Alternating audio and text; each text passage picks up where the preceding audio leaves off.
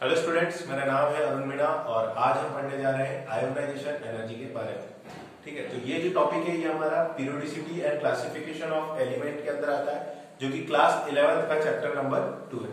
तो चलिए स्टार्ट करते हैं आयोनाइजेशन एनर्जी।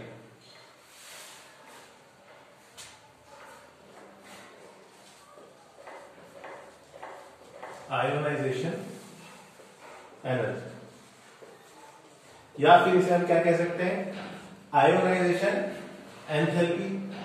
इसे या तो आयोनाइजेशन एनर्जी कह सकते हैं या फिर कह सकते हैं आयोनाइजेशन एंथैल्पी या फिर आयोनाइजेशन पोटेंशियल।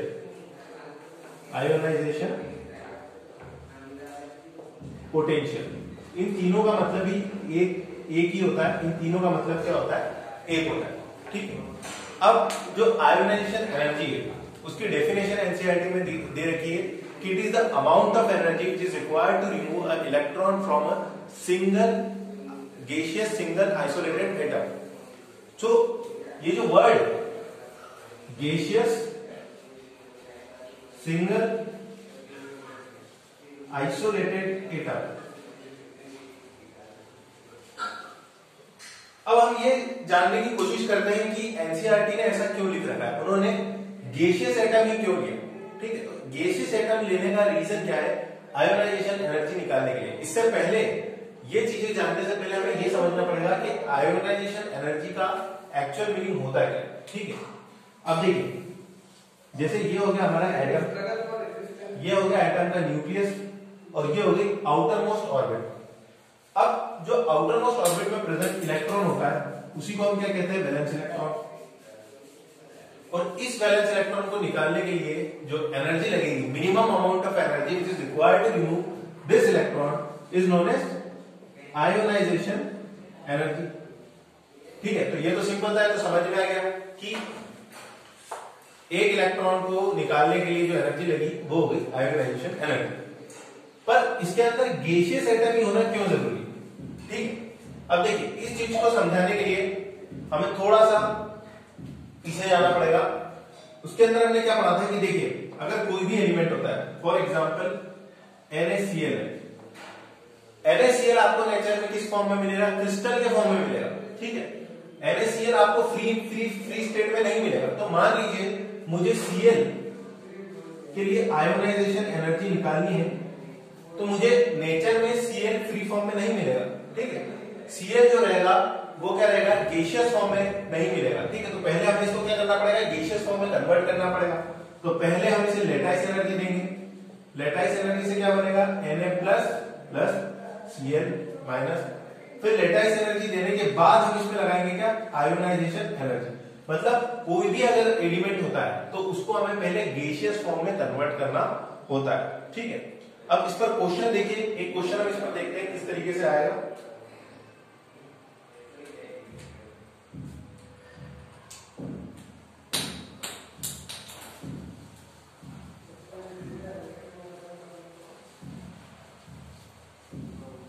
आपको बताना है कि इसमें से कौन सा स्टेटमेंट सही है।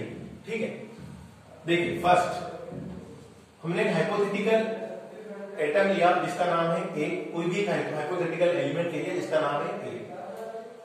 ये जो A है ये है सॉलिड स्टेट में। इस A से मैंने A प्लस बना दिया, +1 इलेक्ट्रॉन बना दिया।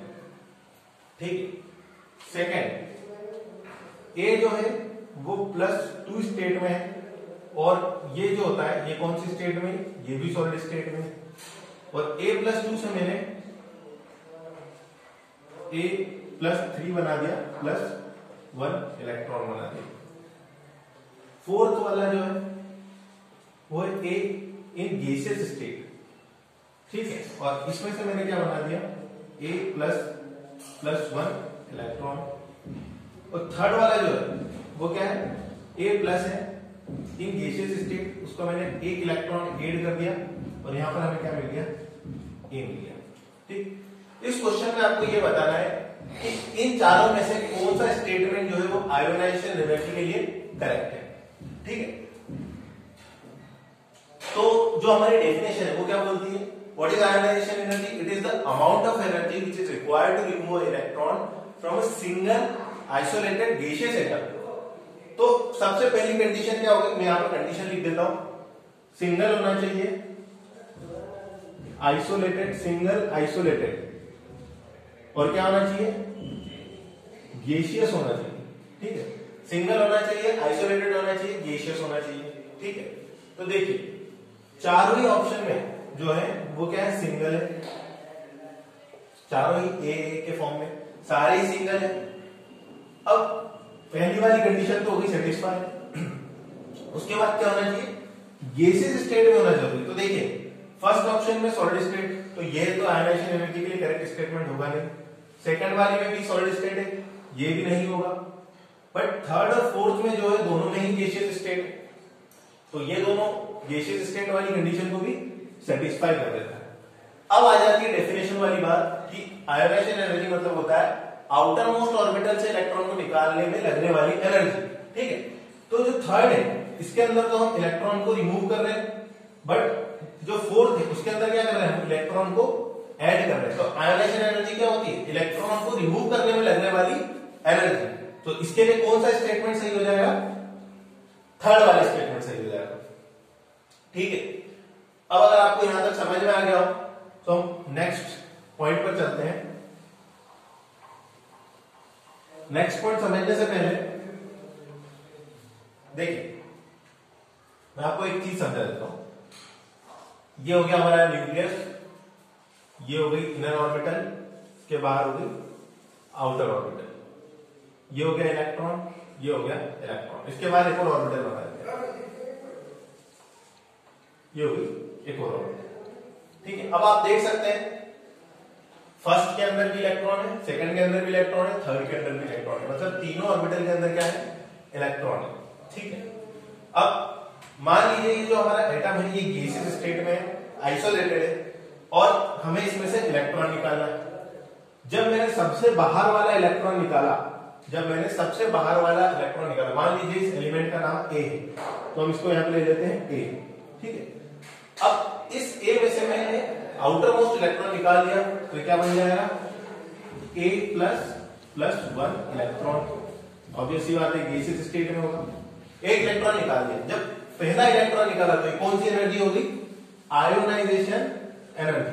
कौन सी वाली आयोनाइजेशन एनर्जी, फर्स्ट इलेक्ट्रॉन निकाला तो कौन सी आएगी, फर्स्ट आयोनाइजेशन एनर्जी। तो ये वाली आयोनाइजेशन एनर्जी कौन सी हो जाएगी, फर्स्ट आयोनाइजेशन एनर्जी। ठीक है, अब फर्स्ट इलेक्ट्रॉन हो गया रिमूव।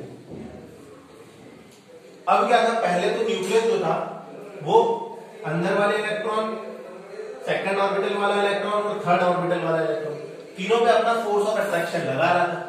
पर क्योंकि अब आउटर मोस्ट ऑर्बिटल से इलेक्ट्रॉन निकल गया है, तो न्यूक्लियस का जो फोकस है वो कहां बचेगा, इन इनर ऑर्बिटल वाले इलेक्ट्रॉन्स पर। ठीक है, तो फर्स्ट आयोनाइजेशन एनर्जी में हमको क्या लगेगी, कम एनर्जी लगेगी। अब उसके बाद हम चलते हैं ए प्लस की गैसियस स्टेट में। अब इसमें से एक इलेक्ट्रॉन निकल गया तो क्या बन गया, ए प्लस बन गया। अब ए प्लस में से हमने एक और इलेक्ट्रॉन निकाल दिया, क्या बन जाएगा, A2+। तो ये कौन सी आयोनाइजेशन एनर्जी होगी, सेकंड आयोनाइजेशन एनर्जी। ठीक है, ये होगी सेकंड आयोनाइजेशन एनर्जी। अब क्या बचा, अब सिर्फ न्यूक्लियस बचा है और एक इलेक्ट्रॉन बचा है, मतलब इस न्यूक्लियस का पूरा फोकस जो हो गया एक ही इलेक्ट्रॉन पर हो गया। ठीक है, तो A+2 इन गैसियस स्टेट क्या बना, A+3+1 इलेक्ट्रॉन, और ये कौन सी आयोनाइजेशन एनर्जी होगी, थर्ड आयोनाइजेशन एनर्जी। अच्छा, अब इतनी लंबी कहानी क्यों सुनाई, ठीक है, इतनी लंबी कहानी इसलिए सुनाई क्योंकि इस डायग्राम से आपको ये समझ में आ रहा होगा कि जैसे जैसे हम इलेक्ट्रॉन निकालते जा रहे हैं वैसे वैसे इनर मोस्ट इलेक्ट्रॉन पर न्यूक्लियस का अट्रैक्शन फोर्स बढ़ता जा रहा है। ठीक है, सो इससे क्या होगा, जो सक्सेसिव आयोनाइजेशन एनर्जी होगी, सक्सेसिव आयोनाइजेशन एनर्जी मतलब सक्सेसिव का मतलब होता है first ionisation energy, then second ionisation energy, then third ionisation energy.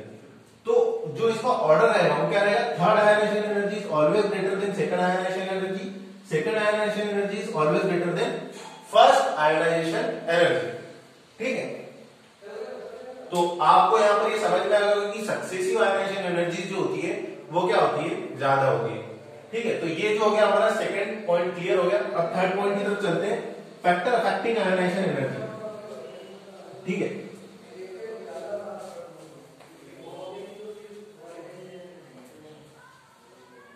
Factor affecting ionisation energy,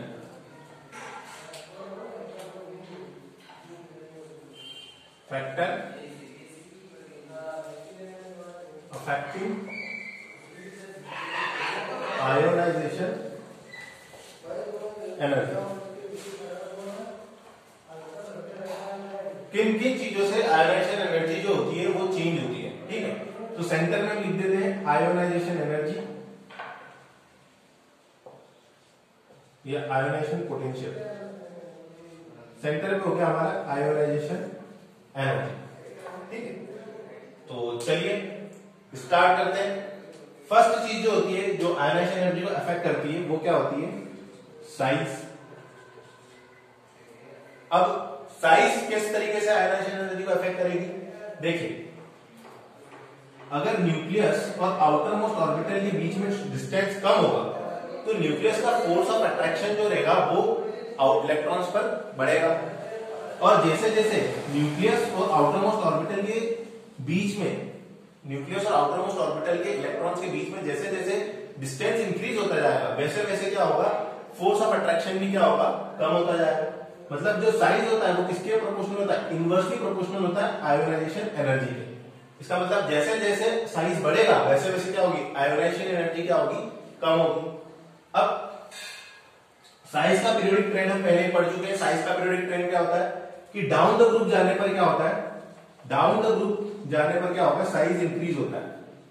तो डाउन द ग्रुप साइज अगर इंक्रीज होगा तो आयोनाइजेशन एनर्जी क्या होगी, डिक्रीज होगी, ठीक है।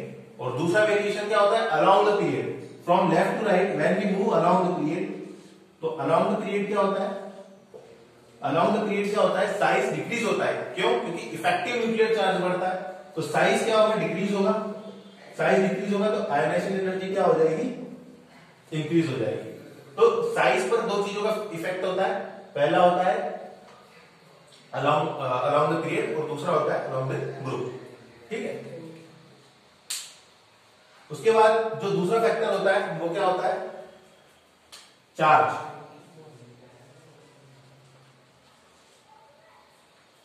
Then electronic configuration,